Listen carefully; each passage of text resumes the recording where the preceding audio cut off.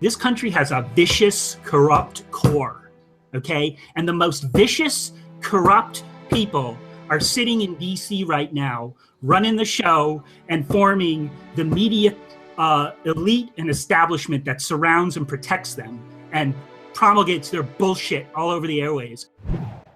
Before we begin, I want to thank our long-term sponsor, SD Bullion, one of the best, most trusted names in the silver and gold business. If you want to support SGT Report, please do support our sponsors. Click on the banner at the top of sgtreport.com to visit SD Bullion to get the best deals on physical silver and physical gold.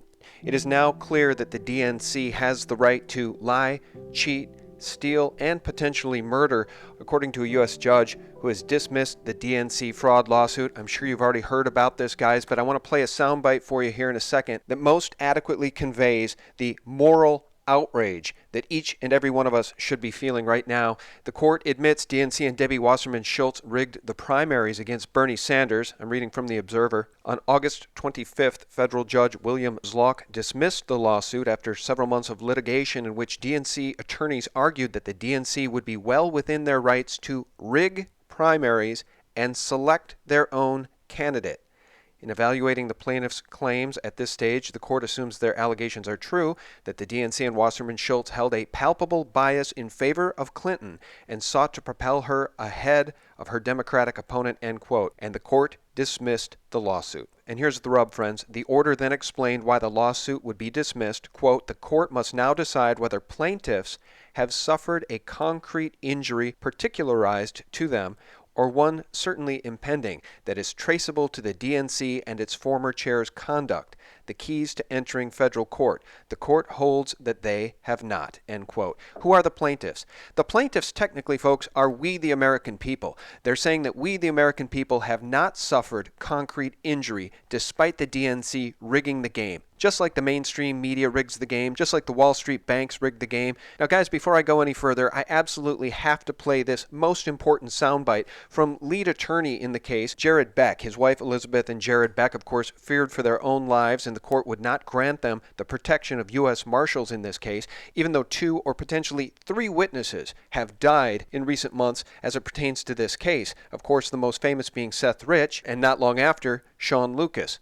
And the third I mention is Baranton Wisenot, a federal prosecutor who was found washed up on a beach in Debbie Wasserman Schultz's own district, and what was most certainly a murder was then recently ruled a suicide, of course. And so here's the soundbite with Jared Beck, who in a most important interview with H.A. Goodman conveyed the righteous indignation and outrage every single one of us should be feeling about what's going on in this country. What really disappoints me about our society, H.A., is the fact that we had 2 witnesses die in this case, and I still have these fucking people who call themselves journalists mocking us, okay, denigrating us for being concerned about that.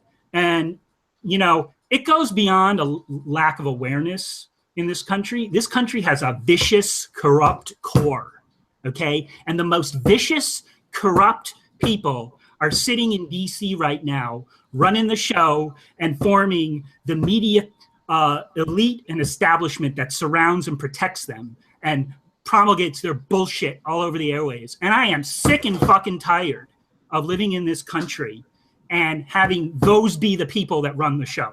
Okay? All right? Because I've got 2 little kids. I know you have 2 little kids as well. And I can tell you, I didn't, you know, what motivated me personally to file this lawsuit wasn't really what's going on in my life or what's going on in Elizabeth's life or the life of our clients, because, you know, we see our clients lose in court all the time. We see them get shafted by the healthcare system, get shafted by this country, and nobody in this country gives a fuck about them who's in the leadership, okay? And let me tell you something. I know that those problems are the problem of this country in terms of corruption. I know that it's so deep seated.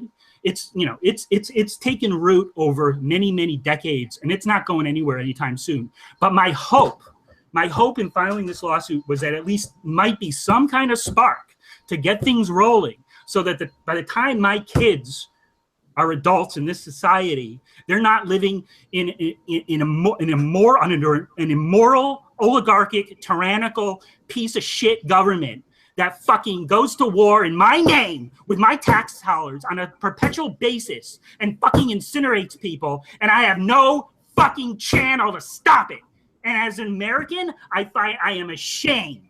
Now, friends, before I continue, the moral outrage conveyed there by Jared Beck is certainly understandable, number one, but number two, it's absolutely required, given the now clear evidence that literal gangsters run our government. You will recall that during the case, Elizabeth Beck tweeted out that their co-counsel, Cullen O'Brien, was getting anonymous callers talking about Cullen's family and how federal prosecutor Branton Wisenot washed up dead on Hollywood Beach, the same county as Cullen. She wrote, "We are sitting ducks," and of course the judge would not grant them the protection of U.S. Marshals. And what was also reported by WorldNet Daily in that same article was that the Becks were receiving phone calls using voice-changing technology. And on one occasion when the number came up, Beck was able to take a screenshot of it, and the number links directly back to defendant Congresswoman Debbie Wasserman Schultz's local Aventura office. This is clear tampering in a federal lawsuit. Why on earth, if we lived in anything other than a banana republic, would this be allowed to stand? It's because the fix is in, and we all know it. And people are getting extremely fed up. The angry Marine who discovered Imran Awan's smashed hard drives has broken his silence and has unloaded on Wasserman Schultz. Andre Taggart, the U.S. Marine who alerted the FBI when he moved into a house he rented from Imran Awan, only to find a garage full of smashed hard drives, has decided to reveal his identity in a stinging, at least for Debbie Wasserman Schultz, new interview with the Daily Caller. Taggart, a black U.S. Marine who says he typically votes Democrat, is apparently fed up with Debbie Wasserman Schultz's Islamophobia smokescreen, which he views as just a dishonest attempt to shield the Awans from their crimes. In his epic rant to the Daily Caller, Taggart says the whole thing just pisses me off and that he's absolutely disgusted with everything going on in this country right now, as is Jared Beck, as are we all. It's high time we all stand up together, because as it relates to gangster Debbie Wasserman Schultz and gangster Hilary Clinton and the gangsters that run this government, even the former U.S. attorney on the Awan indictment says there's something very strange going on here in that case.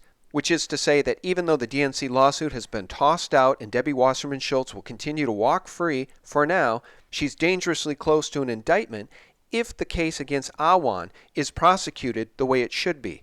There is something very strange about the recent indictment filed against Imran Awan and his wife, Hinda Alvi, in the District of Columbia. McCarthy points out that it's not what's in the indictment that is necessarily surprising, but rather what is seemingly intentionally omitted. For instance, McCarthy points out that the indictment appears to go out of its way not to mention that Imran was apprehended while in the process of fleeing the country, a fact that would seem to be the best evidence available to prove the fraud charges. The indictment undertakes to describe in detail 4 counts of bank fraud conspiracy, false statements on credit applications, and unlawful monetary transactions, yet leaves out the most damning evidence of guilt. In fact, the indictment appears to go out of its way not to mention it. Folks, I'm going to tell you why that's happening. They're going to hang Imran Awan on charges that do not necessarily incriminate the gangster Debbie Wasserman Schultz. And it's because our entire system is run by deep state gangsters, not just on the left, not just at the DNC, but on the right, at the RNC, at the Pentagon, at the CIA, and of course at the international banks run by the ultimate puppet masters. As Jack Posobiec tweeted just a day ago, the Democrats gave an actual Russian access to their computer systems. The whole family is charged with espionage, yet CNN is silent. There's so much more to the story, and it never seems to make its way to the people via the Washington Post or CNN or the New York Times or MSNBC. And it's because the fix is in between the gangsters who run our government, the gangsters who run the international banks, and the multinational corporations which own the media and spew endless propaganda to the people of the United States and to the people around the world.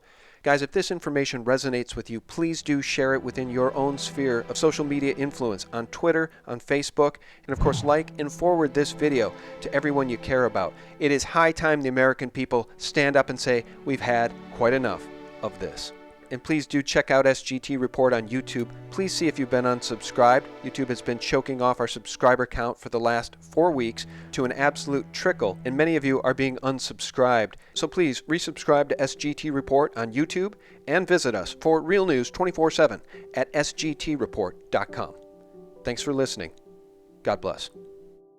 This is happening. We have concrete examples of large corporations basically shutting down those that they disagree with and then donating to organizations who target those groups.